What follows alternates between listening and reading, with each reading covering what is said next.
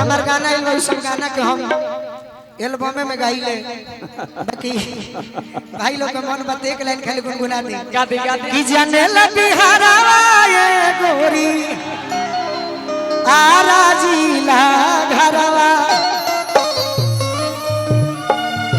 अरे कोई के मडरवा धनी हो भाई निरंगा दरवा जरा खुद गोली लगल होकर रंगदारे बनता ये गीत हर होगा सबके सुने खातिर और बड़े भाई लोग के मन से मात्र 2.5 से 3 मिनट में मेरा एक सॉन्ग वही कि आज हम पहिला मिलनवा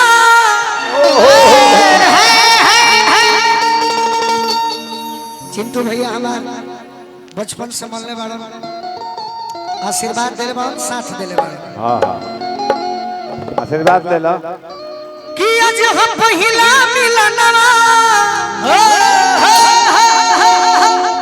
मिलल सजनी के सजनवा हमारे अंग अंग गुलाब नियन खिलाल बा बदनवा सुनी सुनी भगवान अरे जन बिहान होके दी आज राजा जी के करवे में जवान होके दी आज राजा जी के करवे में जवान होके दी आज राजा जी के करवे में जवान होके दी आज राजा जी के करवे में जवान होके दी आज हम पहिला मिलन सजनी के सजनवा पहिला हमारी अंग गुलाब नियन खिलल बा बदना हमारे अंग गुलाब सुनी सुनी भगवान जन बिहान होके दी आज राजा जी के करवे में जवान होके दी आज राजा जी के करवे में जवान होके दी आज राजा जी के करवे में जवान होके दी आज राजा जी के करवे में जवान होके दी विकास की ओर से तमाम कमेटी के भाई के ओर से आशीर्वाद जब ये गाना सभे सुनने हुई सभे सुनने वाले भैया नु मैं एक लाइन धुन में खाली बजा दी हो कौन लाइन मरही के बातें तो मरही के बातें तो मरदा न जान से कह के मुआरेलू नजरिया के मान से कह के मुआरेलू नजरिया के मान से आज राजा जी के करवे में जवान होके दी आज राजा जी के करवे में जवान होके दी बड़े भाई का सेवा आई जगह तार साल चल बड़े पुरस्कार दे खातिर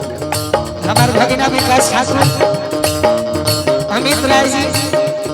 वेल भोजपुरी के मालिक बनी और कंपनी से गीत बोले लैला को हो जाऊ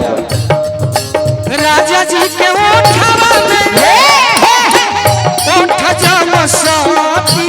ओठ जम साथी हो ओठ जम साथी भूख भूख पारी हमरा दिलवा के मोती दिलवा के मोती हो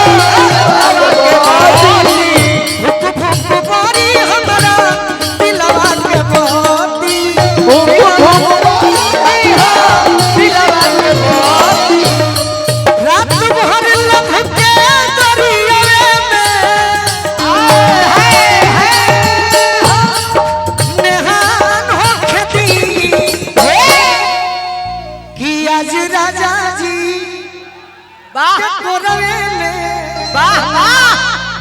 बाकी है तेरे बंद नहीं खे करे एक लाइन कि गौरी के ललना आजू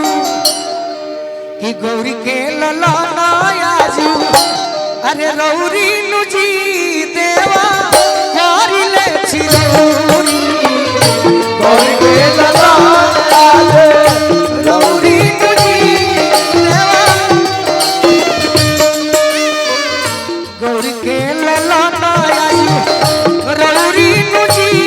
देवा करिले चिरौरी के लाना आई रौरी नुजी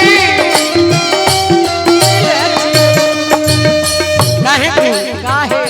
घेरले बिया सहर भौरी नुजी देवा करिले चिरौरी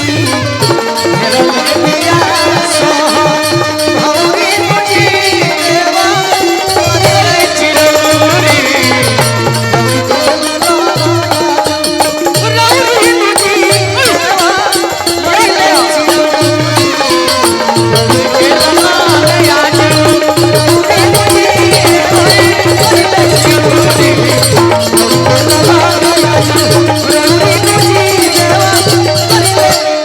एक बार प्रेम से बोली गणेश भगवान की